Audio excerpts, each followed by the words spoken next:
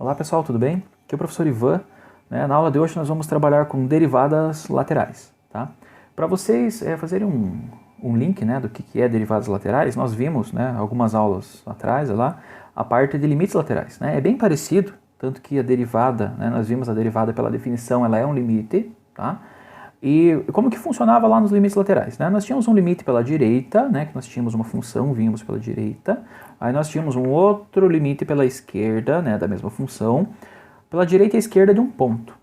Se os limites laterais pela esquerda e pela direita existissem e dessem o mesmo valor naquele ponto, a gente falava que o limite naquele ponto existia e o resultado era o resultado comum entre os dois limites, tanto pela direita quanto pela esquerda.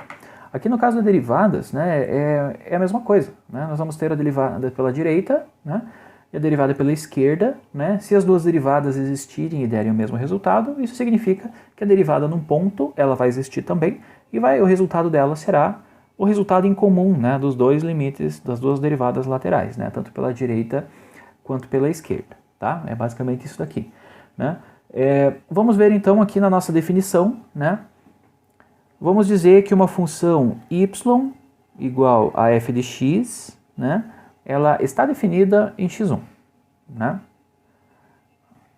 Ela está definida em x1. Então isso quer dizer que f de x1 existe.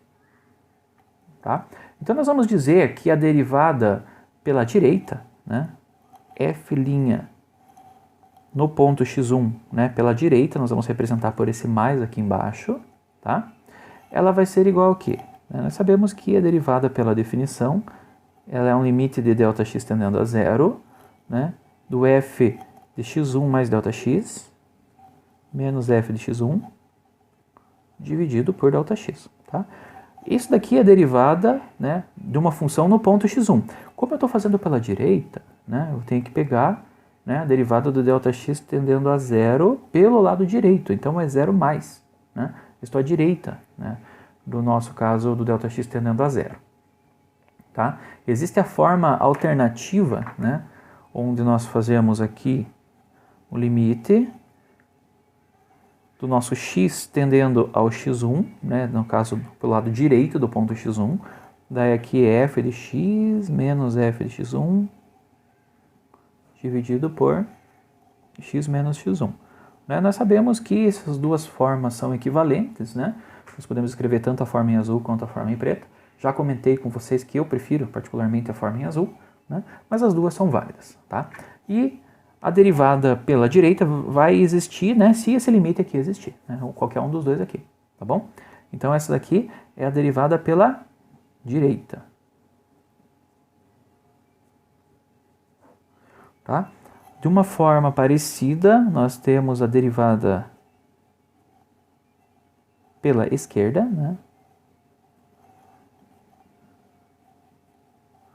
Tá? Novamente a gente vai ter que fazer uma suposição que y igual a f de x está definida no ponto x1, ou seja, f de x1 ele existe. Tá? Então a derivada à esquerda dessa função aqui no ponto x1, que vai ser denotada por f' menos x1, esse símbolozinho de menos aqui no pé do f, do f', que vai dizer que eu estou derivando pelo lado esquerdo. Tá? Ela vai ser denotada dessa forma e ela é o mesmo limite de ΔX tendendo a zero, f de x1 mais ΔX menos f de x1 dividido por ΔX. Mesma coisa, só que aqui o zero, nós tendemos pelo lado esquerdo, no ΔX, nós vamos fazer ΔX tendendo a zero pelo lado esquerdo, tá bom? Novamente, nós temos a forma análoga, que eu vou escrever em preto aqui embaixo, que é o limite de x tendendo a x1, agora pelo lado menor do que x1, pelo lado esquerdo, de f de x menos f de x1, dividido por x menos x1. A relação entre essas duas aqui se dá porque o ΔX é igual a x menos x1. Então, com essa relaçãozinha aqui, nós podemos fazer essa aqui, sabendo que ΔX é igual a x menos x1. Só fazer as substituições, a gente já fez isso em vídeos anteriores e sabemos que elas são compatíveis. tá? Caso esses limites existam, né? Então a derivada à esquerda vai existir se esses dois limites existirem, e a direita vai existir se esses dois limites existem aqui, né? Então, quando que nós dizemos que a função ela é derivável num ponto? Então, a função vai ser derivada num ponto se a derivada pela direita existir, a derivada pela esquerda existir, e além disso, o resultado das duas derivadas devem ser iguais, tá? Se uma dessas duas derivadas não existir, ou então as duas existirem, mas os resultados forem diferentes, né?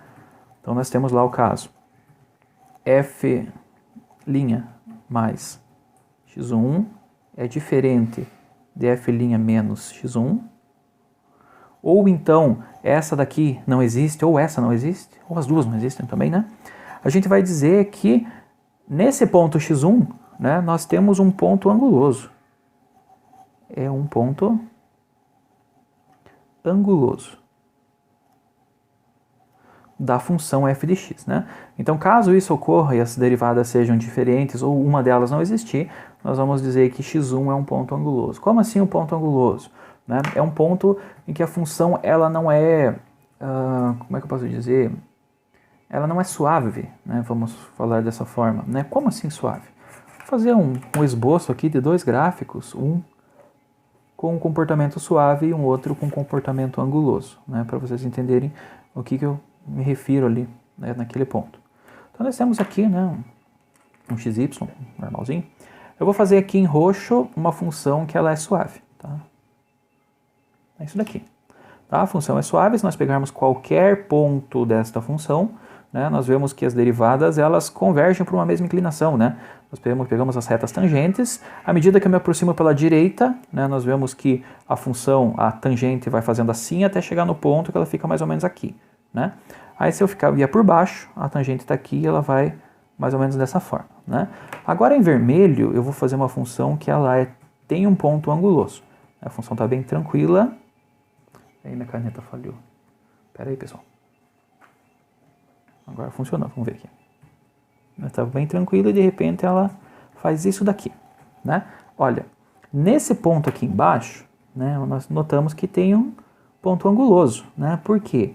Né, nós pegamos a nossa reta tangente pelo lado direito da nossa função, né? A inclinação da caneta está representando a inclinação da reta tangente aqui, né? E ela é desse jeito até chegar no ponto, tá?